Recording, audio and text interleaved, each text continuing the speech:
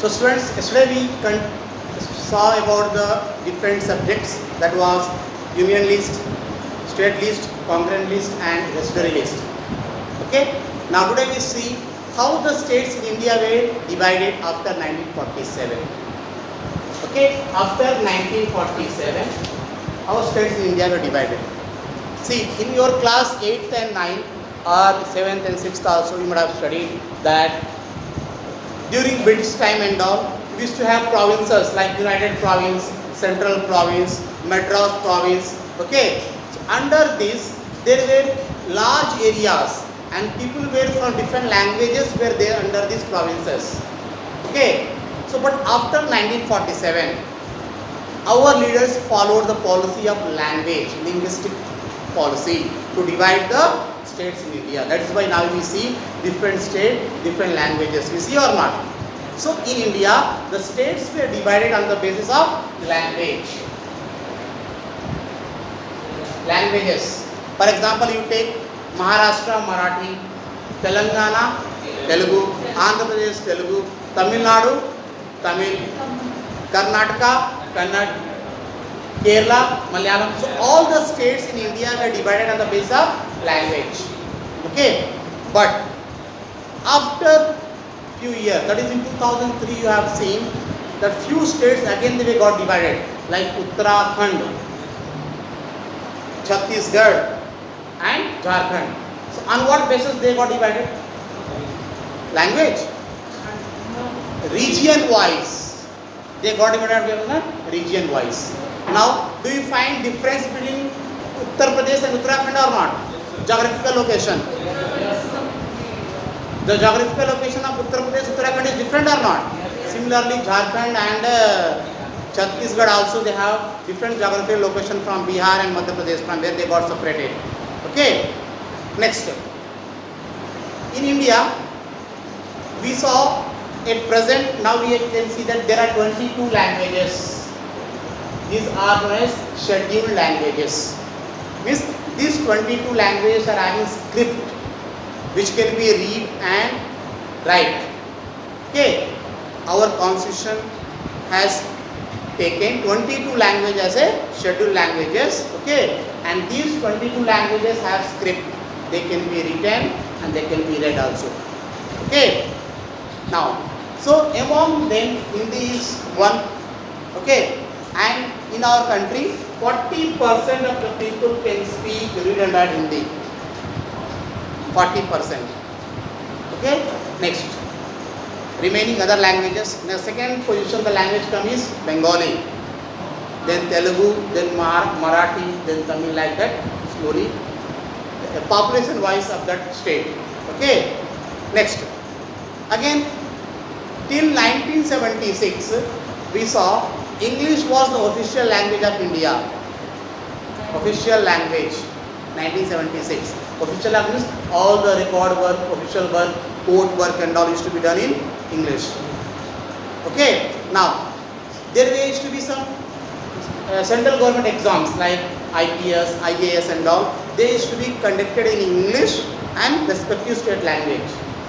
Out of this 22. Now Uttar Pradesh means don't think in Bhojpuri they will conduct. Bhojpuri don't have script. The languages which had script from this 22. And till now also there is no national language for our country. We have heard, we have read, we have written national animal of India, national flower, national game, national bird, national fruit, but not national language. We have official language. After 1976, Hindi became official language. Okay, but few states in India they objected taking Hindi as a official language. They wanted English to be continuing as a official language. States like Tamil Nadu, some northeastern states and all. Still Tamil Nadu is totally against Hindi. In Tamil Nadu board you don't find Hindi as subject. Okay, still they are against Hindi. Most of the government, state government boards banner you see in Tamil and in English only. Okay, Tamil Nadu. Okay, now So in India, the states, these all got divided on the basis of language and all. And you know, the state and the central relation, we are talking about federalism.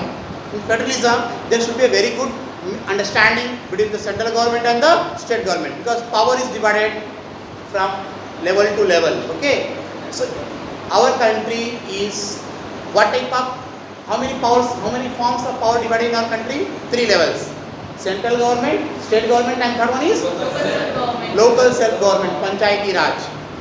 But you know, till 1990,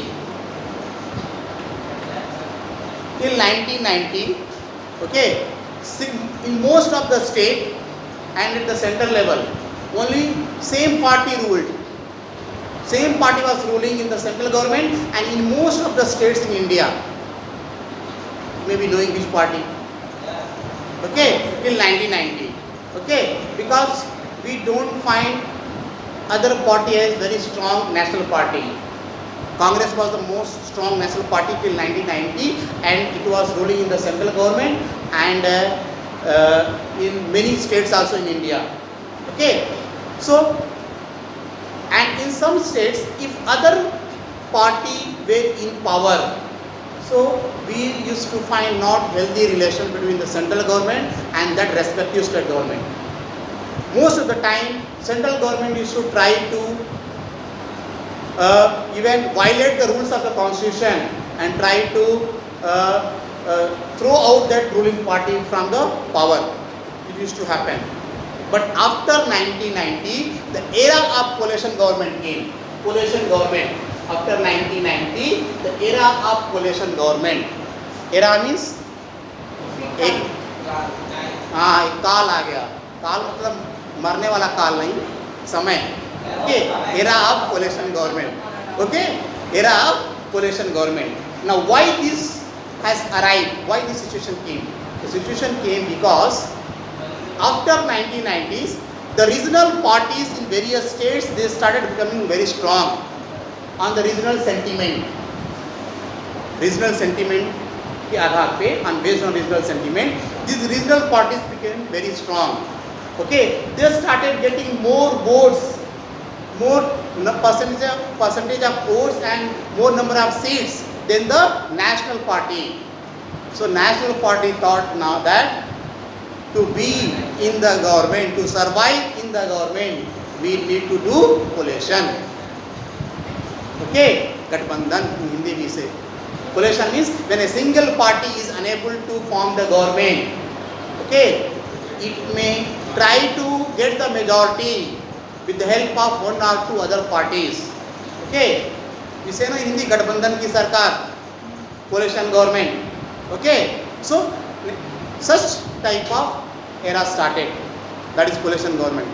Era started, and from that time only we started seeing that national parties started forming alliances. Alliance means group. At present we have two major alliances in our country. One is UPA, another one is NDA. We have UPA and NDA. UPA full form United Progressive Alliance, and NDA full form National Democratic Alliance. UPA is led by Congress, NDA led by BJP. Okay. Next we have third front also. Third front, which is not the part of these two, they may form the third front. Okay, CPM, CPI, sometimes they form like the third front. Okay. Next. So we saw that after 1990, when the era of coalition government came, the relation between the central government and the state government started little bit strengthening, becoming more friendly, because they need the help of the local parties, state parties, regional parties to form the government at the central level. Okay. Next, decentralization was very much necessary in our country, because till 1992 we don't have decentralization. Now, what is decentralization? Decentralization means taking away the power from the central government and the state government and giving it to the local self-government is known as decentralization. You can write this word in definition in simple way. Taking away the power from the central government and the state government and giving it to the local self-government is known as decentralization. Why decentralization was necessary? See, Prime Minister is there. Okay, so he may not be knowing about each and every state very well. The problem of each and every state he may not knowing very well. What is the need and requirement? How much development is required? How much unemployment is there? What is the status of particular state? He may not know about detail about each and every district of particular state. Similarly, suppose CM is there. CM also may not be knowing about each and every district, every village of his particular state in detail. Okay, what is the infrastructure, development, problem of each and every village and town and city in his state may not knowing very well. So there may be imbalance in the development. There will not be balance, overall development may not be there. It will be lacking. So because of all this problem, the local self-government was very, very much necessary. As until 1992, local self-government was not existing only in our country. It was existing, but powers were not there. You know, till 1990, 1992 in our country, there were no election to the local self-government. Election होता ही नहीं था. एक बार जो प्रधान बन जाता था, 10-10, 15-15 साल तक वही प्रधान रहता था. चेयरमैन जो बन जाता था, 10-15 साल तक वही चेयरमैन रहता था. और MPs and MLAs of that particular constituency, जिसको चाहे उसको प्रधान या सरपंच या मेयर और चेयरमैन बना देते थे. But after decentralization, okay, changes came, and the changes was that there should be in election at every intervals of 5 years. हर एक 5 साल पे election होगा. At that time, we had only one Central Election Commission. The work of the Central Election Commission is to take care of the elections of the Parliament and the State Legislative Assembly. Okay. So in our country we have two election commission, one is central level, state level. The central level election commissioner is President Sunil Arora. He is the Chief Election Commissioner of India. His work is to maintain or take care of the elections, parliamentary elections, general elections which every 5 years take place for PM and cabinet ministers and all. Next again MLA elections every state. हर एक साल कहीं न कहीं होते रहता है. This year now this month we are going to see elections in Bihar. So it is under the control of Chief Election Commission. Now to conduct the election of the local bodies, that is municipal corporation, municipality and village pradhan, it comes under the State Election Commission. State Election Commission is responsible to conduct the election for the local self bodies. Okay, so after decentralization, so first thing was that every 5 years election must be there. The seats must be reserved for the ST, SC, OBC, okay, an open category. 1/3 of the seat must be given to the reserved for the women. Okay, this all was mentioned, done.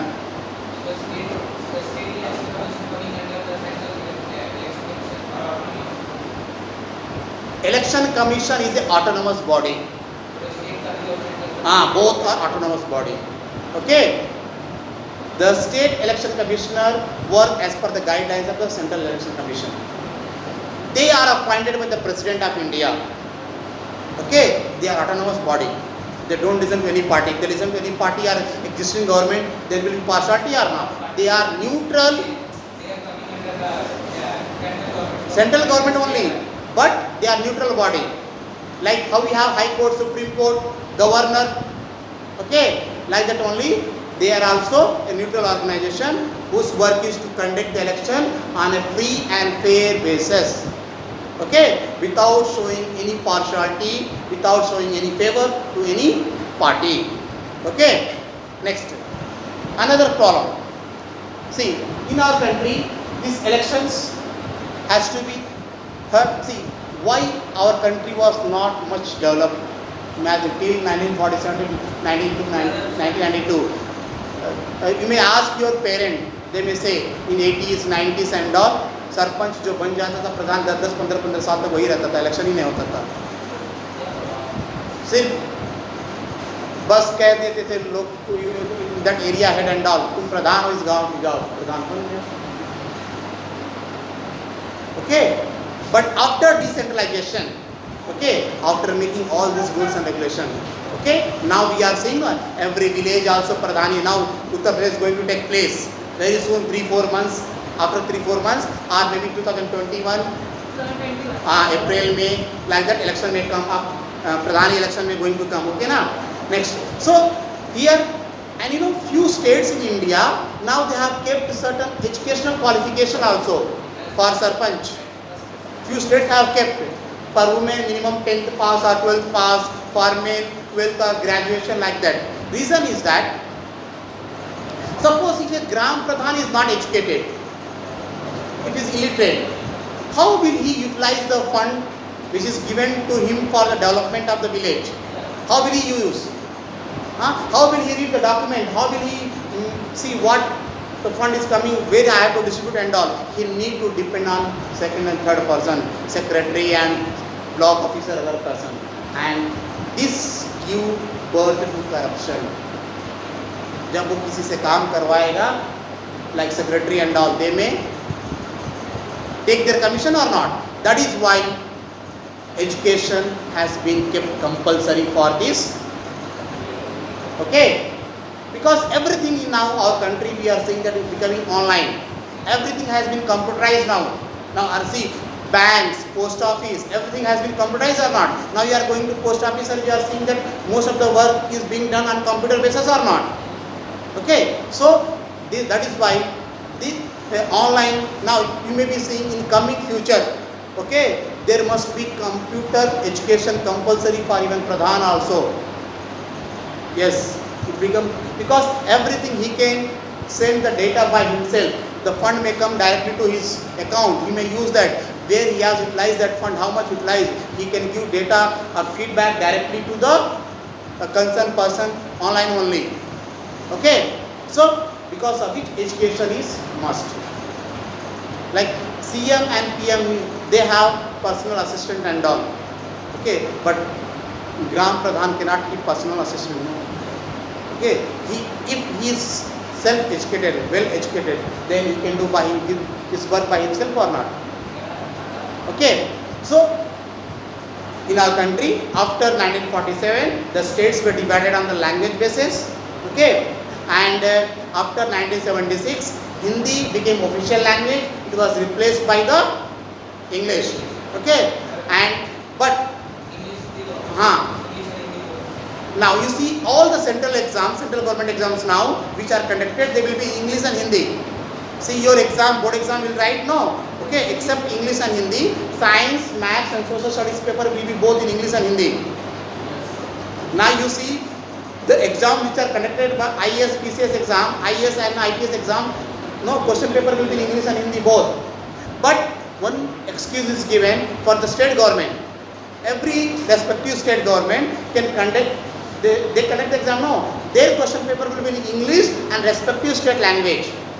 For example, suppose Tamil Nadu government is conducting exam, okay, state government exam, like we have PCS exam for state, like they suppose they are also having exams state level, so they will conduct the exam, the question paper will be in English and Tamil. Okay, so that right has been given, and central government is promoting the language Hindi, official language, but it is not neglecting the state language. At the same time, it has given ample of freedom, complete freedom for every state to promote their respective state language. They have full freedom. Okay, it is not that they have to do all their work in Hindi and English only. They have full right to promote their state language. Okay, so this was your federalism chapter. Tomorrow you get your geography textbook. We'll continue geography.